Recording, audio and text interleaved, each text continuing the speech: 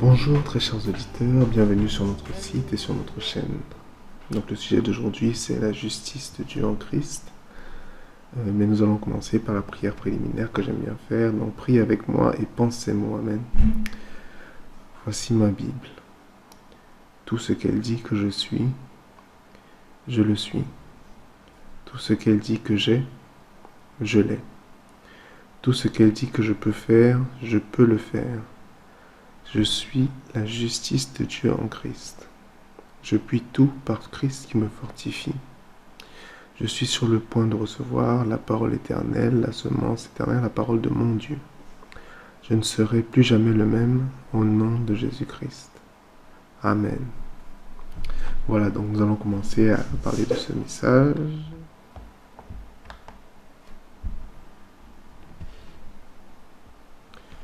Donc ce message, la justice de Dieu en Christ, qui est un enseignement pas commun et l'homme naturel a du mal à le concevoir, mais c'est l'Esprit Saint qui nous le rappelle.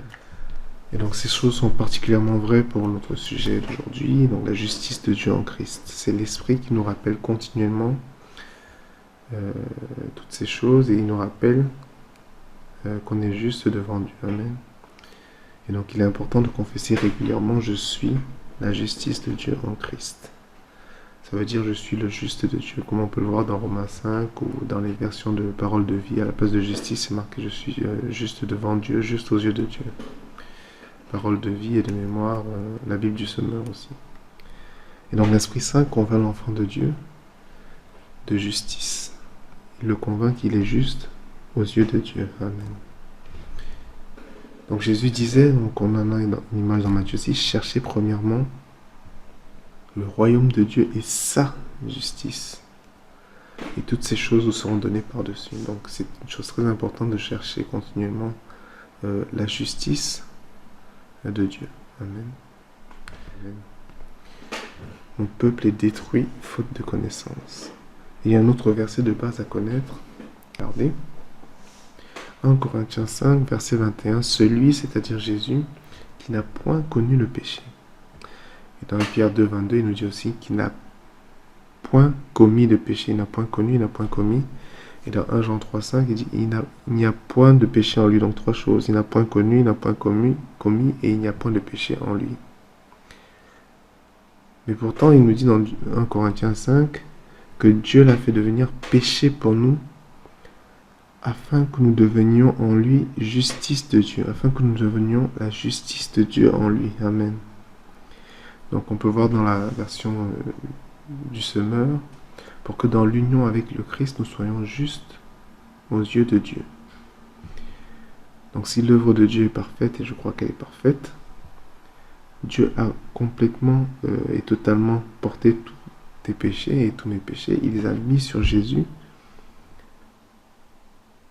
Et la réaction de cela, la contre-action, si on veut, c'est que nous sommes devenus, par cette action, nous qui avons reçu Christ comme Seigneur, sommes devenus la justice de Dieu en lui. Et c'est une chose très importante à savoir. Donc je t'invite à méditer beaucoup sur ce verset. C'est aussi important pour hériter les promesses. Amen. Donc on voit par exemple dans Galates 4, 1. Or je dis que pendant tout le temps que l'héritier est un enfant, il n'est en rien différent du serviteur, quoi qu'il soit maître de tout. Et donc nous sommes tous héritiers de la promesse. Amen. Mais tant que nous sommes des enfants, nous ne sommes pas différents d'un serviteur qui n'est pas héritier de la promesse. Donc nous ne manifesterons pas notre héritage, nous ne manifesterons pas la gloire de Dieu. Tant que nous sommes des enfants. Mais comment est-ce qu'on passe du stade d'enfant à adulte? Donc on en a une réponse dans Hébreux 5, 12. Vous en effet qui deviez depuis longtemps être maître, vous avez encore besoin qu'on vous enseigne les premiers rudiments des oracles de Dieu. Premier rudiment, c'est-à-dire que c'est pour les enfants. Vous en êtes venus à avoir besoin de lait et non de nourriture solide. Or, quiconque est au lait n'a pas d'expérience dans la parole de justice, car il est un enfant. Et donc le enfant, le mot grec ici, c'est népios, le même qu'on retrouve dans Galates 4. Et donc pour ne plus être un serviteur, mais devenir un héritier pleinement, il faut être établi, il faut avoir l'expérience de la parole de justice. Amen. D'où l'intérêt du sujet d'aujourd'hui. Et donc quand tu vois une promesse dans la parole, régis-toi car en Christ, Dieu te dit oui. Et c'est à toi de dire Amen. Alléluia. Et donc il y a une promesse de Dieu aussi très importante dans Romains 4. Car la promesse justement d'être héritier du monde n'a pas été faite à Abraham ou à sa semence par la loi, mais par la justice de la foi. Pas par la loi, mais par la justice de la foi. Amen.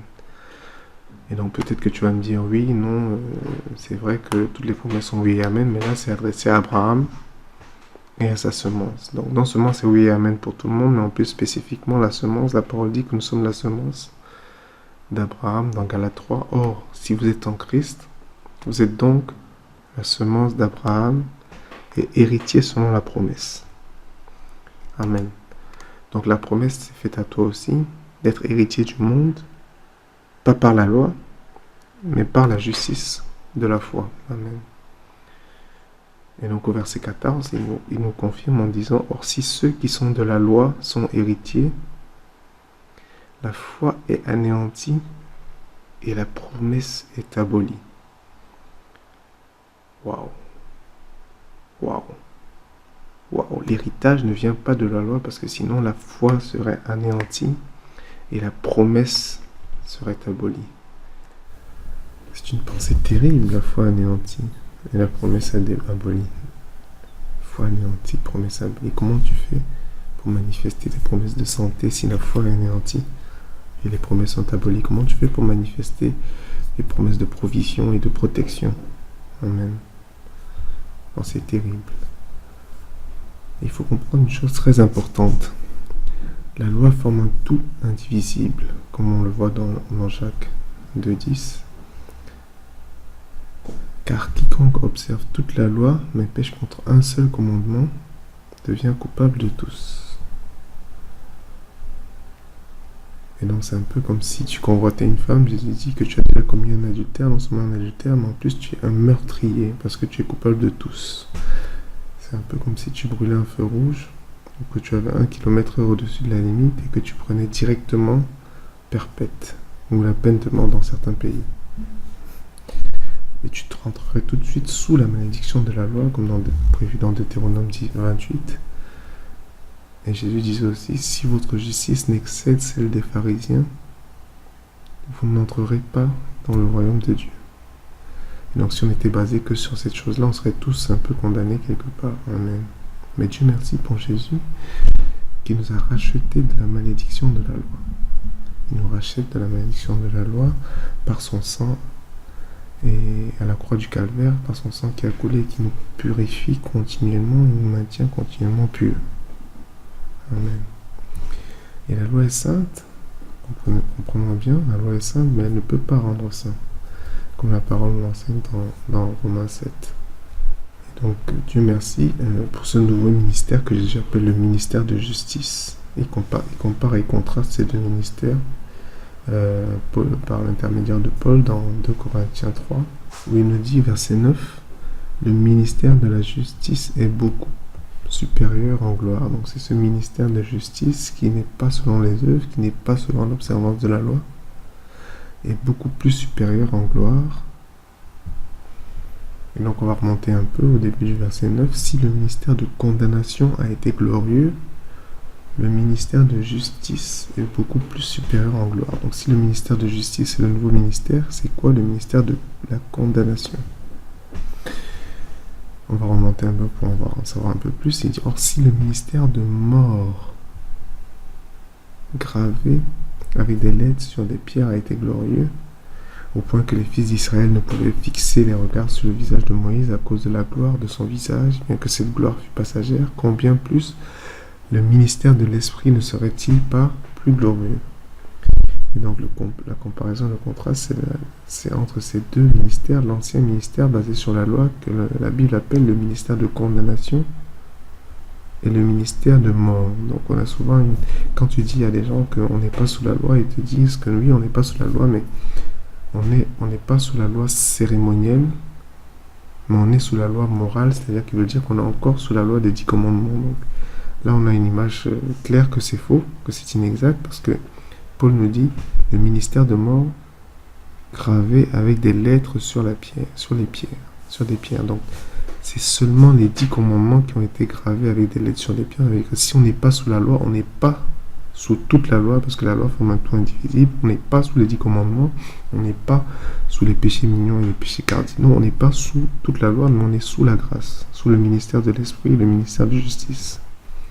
Dieu merci pour Jésus qui nous établit dans le ministère de l'Esprit. Amen. Et mettre son espérance dans ses propres efforts pour observer la loi, c'est en fait retomber, rechercher la justice de soi par les œuvres. Et la parole nous dit dans Ésaïe que toute notre justice, donc la justice de soi par les œuvres, est comme un vêtement, mais pas comme un vêtement blanc. Et comme un vêtement, mais pas comme un habit de fête. Non, on va regarder dans le verset. Nous sommes tous comme des impurs, et toute notre justice est comme un vêtement souillé. Nous sommes tous flétris comme une feuille, nos crimes nous emportent comme le vent. Toute notre justice est comme un vêtement souillé. Un vêtement souillé, si tu regardes l'étymologie, c'est un mot utilisé pour les serviettes hygiéniques. Tu perds du sang continuellement, donc tu ne peux pas avoir d'enfant, tu ne peux pas avoir de fruits, tu ne peux pas avoir du résultat. Amen. Parce que dans la Bible, les enfants, c'est souvent l'image du fruit et du résultat. Alléluia. Donc on revient sur Romains 4. Il nous dit, Abraham crut en Dieu et cela lui fut imputé à justice.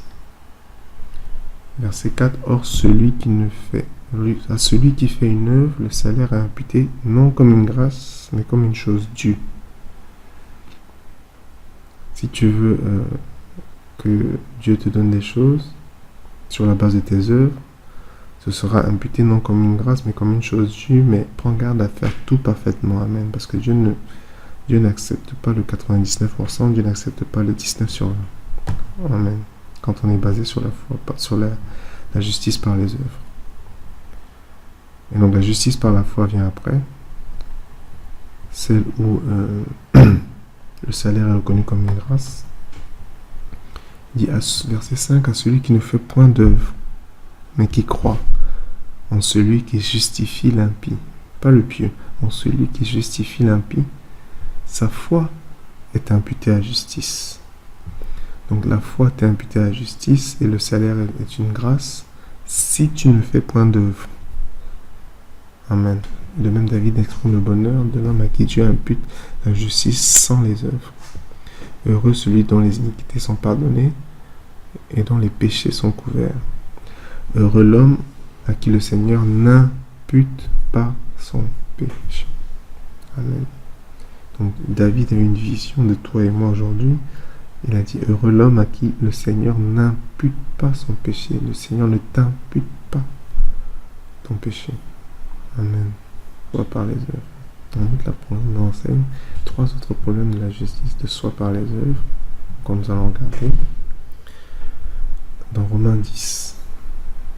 Car ignorant la justice de Dieu et cherchant à établir leur propre justice, ils ne se sont pas soumis à la justice de Dieu. Donc Paul parle des Juifs qui ont un zèle pour Dieu, mais pas selon la connaissance. Il les compare aux gentils qui ne cherchent pas la justice, mais qui ont atteint la justice qui vient de la foi. Contrairement aux Juifs qui étaient établis dans leur propre justice, dans la justice qui vient des œuvres. Amen. Et donc il dit, car ignorant de la justice de Dieu et cherchant à établir leur propre justice, ils ne se sont pas soumis à la justice de Dieu. Et donc si tu essayes d'établir ta propre justice, c'est que tu es ignorant de la justice de Dieu et que tu n'es pas soumis à la justice de Dieu. Amen. Verset 4. Car Christ est la fin de la loi pour la justice à tout croyant, la fin de la loi. Amen. En Galates 2.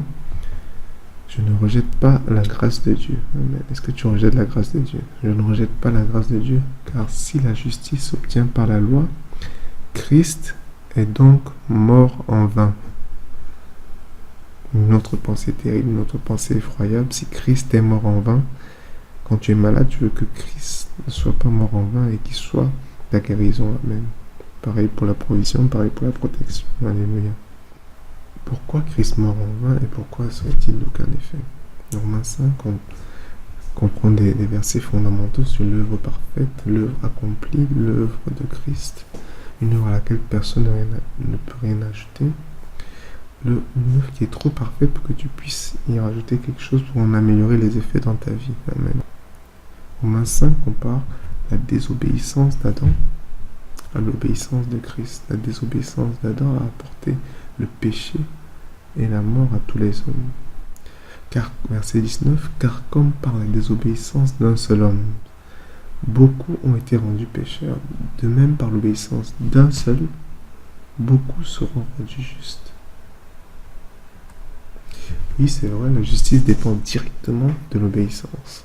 Mais ce n'est pas ton obéissance ou mon obéissance à la loi qui est prise en compte. Allez, la parole nous confirme aussi comment les combats spirituels sont remportés.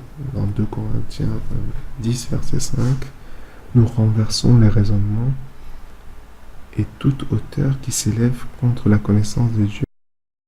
Nous amenons toute pensée captive à l'obéissance de Christ. Toute pensée captive à l'obéissance de Christ. Donc tes pensées sont captives à l'obéissance de Christ. Donc tu te rappelles que c'est l'obéissance de Christ. Parce que la Bible doit interpréter la Bible à la lumière de Romains 5. L'obéissance de Christ, c'est quoi? C'est par l'obéissance d'un seul, plusieurs ont été rendus justes. Alléluia. Et c'est comme ça que les combats spirituels sont remportés. Amen.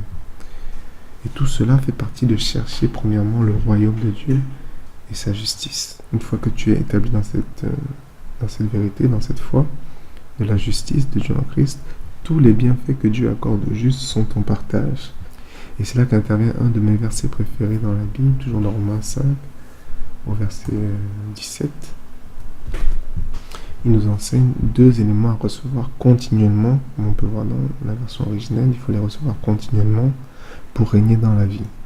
Regardons plutôt verset 17. Si par la faute d'un seul, la mort a régné par lui seul, à bien plus forte raison ceux qui reçoivent l'abondance de grâce.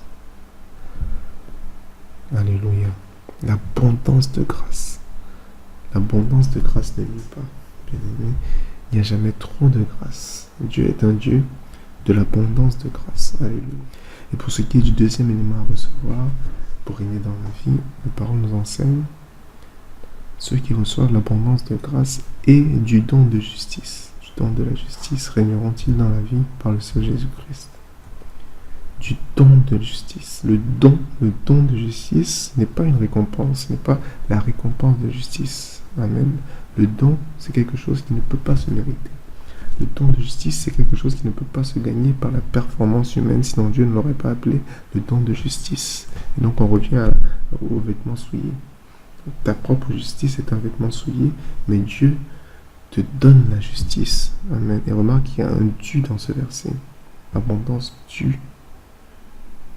Abondance due, c'est forcément abondance du don de justice. Abondance de grâce et abondance du don de justice. Amen. Dieu donne abondamment la justice. On va aborder 2 de ces récits messianiques. Le premier dans Jérémie 23. Dans Jérémie 23, où Dieu réprimande les pasteurs qui détruisent et dispersent le troupeau. Il parle d'un jour à venir. Enfin, du temps de Jérémie, c'est un jour à venir. Amen. Il y aurait sur elle des pasteurs qui les pèteront, pas qui les battront, mais qui les pèteront. J'établirai sur elle des pasteurs qui les pèteront. Elles n'auront plus de crainte, plus de terreur, et il n'en manquera aucune. Dans notre version, elles ne manqueront de rien. Voici, verset 5, les jours viennent, dit l'Éternel, où je susciterai à David un germe juste et régnera en roi et prospère.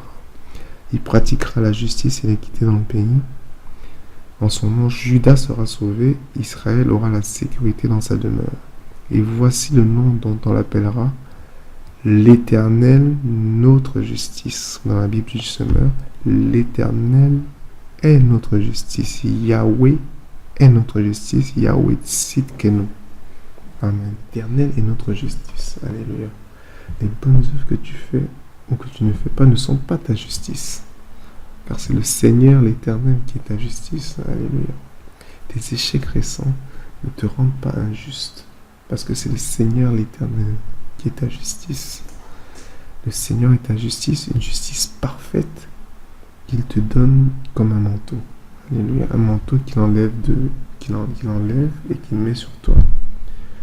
Comme on le voit dans le deuxième verset messianique qu'on va regarder. Ésaïe 61, verset 10. Je me réjouirai extrêmement. Je me réjouirai extrêmement à l'Éternel.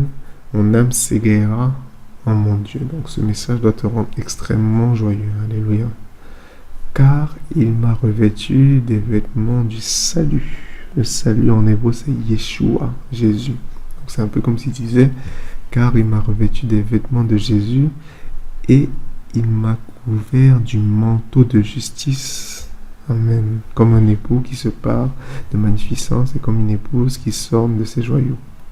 Alléluia. Le vêtement du salut, le manteau de justice, c'est quelque chose que le Seigneur te met. Et quand tu rabroues le diable, il ne voit pas exactement, parce qu'à cause de la gloire du vêtement, il ne voit pas exactement qui est derrière le vêtement. Est-ce que c'est toi ou est-ce que c'est Jésus? Alléluia. Et donc au nom de Jésus, tout genou doit fléchir, mais il faut que tu sois aussi revêtu du manteau, alléluia, de justice. Le manteau de justice, c'est ce qui transporte la puissance de Dieu pour sauver, pour te guérir et pour te guérir de ta perte de sang. Alléluia. Contrairement à toute ta justice qui est comme un vêtement souillé. Au lieu d'utiliser le vêtement souillé, pourquoi est-ce que tu ne te laisses pas plutôt revêtir du manteau de justice? Alléluia, qui arrête immédiatement toute perte de sang.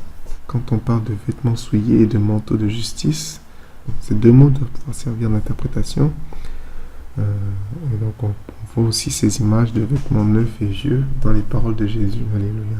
Dans Luc 5, il dit qu'on ne déchire pas un morceau d'un habit neuf. Ne déchire pas un morceau d'un habit neuf pour le raccommoder à un vieil habit. Alléluia. Et donc c'est une image de la justice qui vient par les œuvres et la justice qui vient par la foi. Alléluia. La justice qui vient par la foi et qui est le manteau de justice du Seigneur, il ne faut surtout pas en enlever un morceau pour le mettre sur la justice qui vient par les œuvres. Elle s'exclut mutuellement. Et la parole confirme dans Marc 5 aussi que quand tu te laisses revêtir du manteau de justice, tu arrêtes immédiatement la perte de sang. C'est l'histoire de cette femme qui avait une perte de sang pendant 12 ans, une image de l'Église aujourd'hui. Marc 5, elle avait souffert, elle avait dépensé, mais son état s'était empiré. Dans Luc 8, il nous dit elle avait dépensé sans qu'aucun n'ait pu la guérir. Verset 27 de Marc 5, ayant entendu parler de Jésus. Donc tout change toujours quand on entend parler de Jésus. Elle vint dans la foule, par derrière. Malheureusement, on s'approche toujours de Jésus sournoisement. Elle toucha son vêtement, car elle disait, si je puis seulement toucher son vêtement, je serai guéri. Une image de la foi. Si seulement je puis toucher le vêtement de justice, je serai guéri. Alléluia. Au même instant, la perte de sang s'arrêta et elle sentit dans son corps qu'elle était guérie de son mal. Alléluia. Mais Jésus ne veut pas s'arrêter là, il ne veut pas que tu prennes ta bénédiction sournoisement, il veut que tu saches qu'il t'aime, verset 30. Jésus connut aussitôt en lui-même qu'une force était sortie de lui. Et se retournant au milieu de la foule, il dit, qui a touché mes vêtements? Dans Luc 8, il dit, qui m'a touché? Donc, quelqu'un m'a touché car j'ai connu qu'une force était sortie de moi.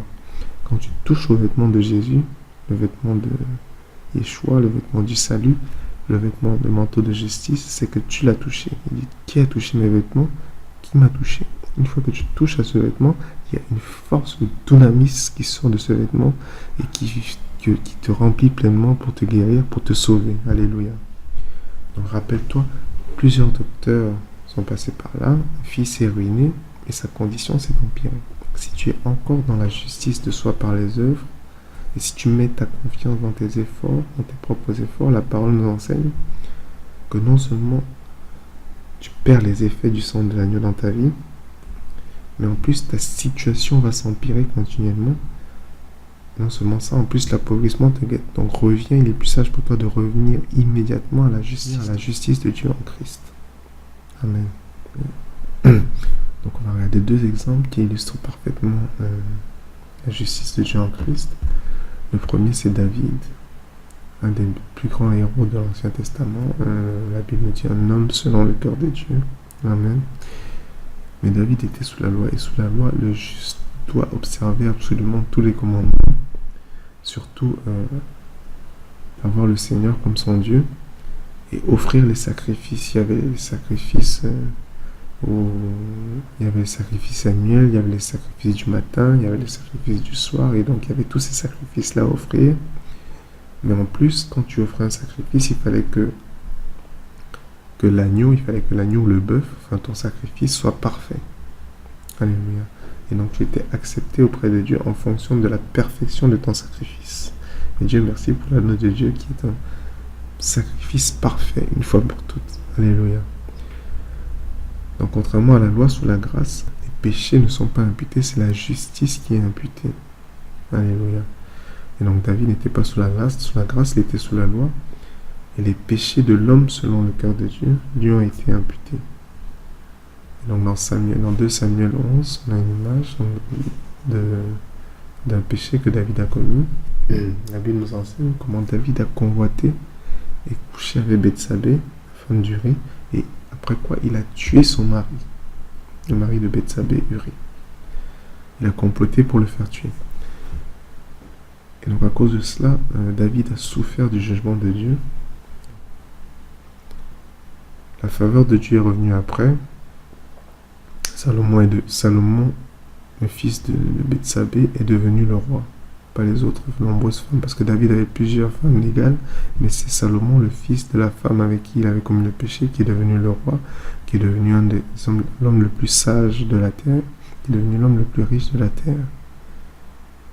Et Bethsabée est devenue une des 4 femmes qui est mentionnée dans la généalogie de Jésus. Et après, Dieu fait un rapport sur la vie de David lorsqu'il réprimande Jéroboam. Dans 1 roi 14, va dire à Jéroboam, ainsi parle l'Éternel, Dieu d'Israël, j'ai enlevé du milieu du peuple, je t'ai enlevé du milieu du peuple, je t'ai établi chef de mon peuple d'Israël, j'ai arraché le royaume de la maison de David et je te l'ai donné.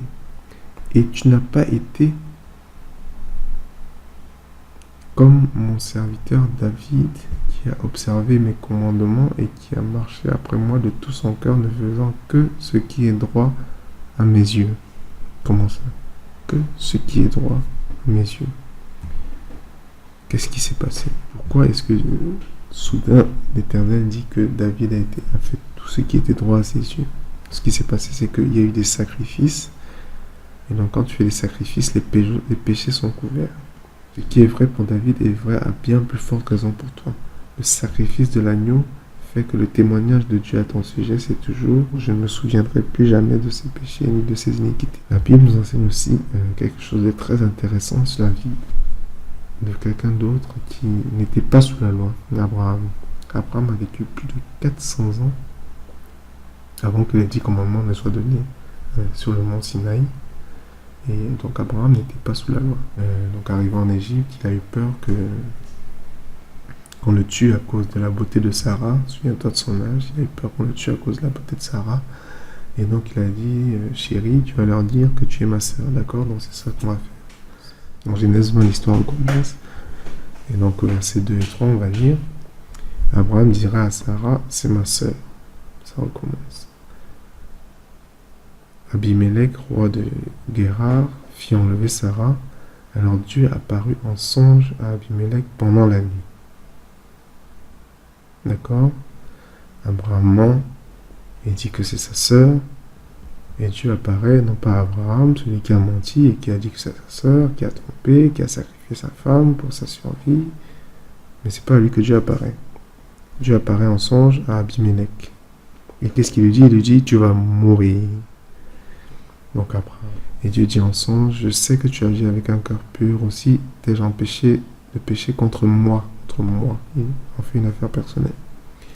C'est pourquoi je ne t'ai pas permis que tu la touchasses. Maintenant, rends la femme de cet homme car il est un prophète. Il priera pour toi et tu vivras. Mais si tu ne la rends pas, sache que tu mourras, toi et tout ce qui t'appartient, car il est un prophète. Il y a un principe d'interprétation biblique en héménétique qu'on appelle la loi de la première mention. Chaque fois qu'un sujet est mentionné pour la première fois dans la parole, dans l'Ancien Testament, dans le Nouveau Testament, il y a quelque chose de très significatif à apprendre, à comprendre, à méditer. La première mention dans toute la Bible du mot prophète, c'est dans ce passage, verset 7. Car il est un prophète. Et ça a quelque chose à voir avec quelqu'un qui est juste par la foi. La première mention de la guérison, quelqu'un qui va prier pour quelqu'un qui va guérir, c'est aussi dans ce verset 7. Il priera pour toi et tu vivras, et ça a à voir avec quelqu'un qui est juste par la foi.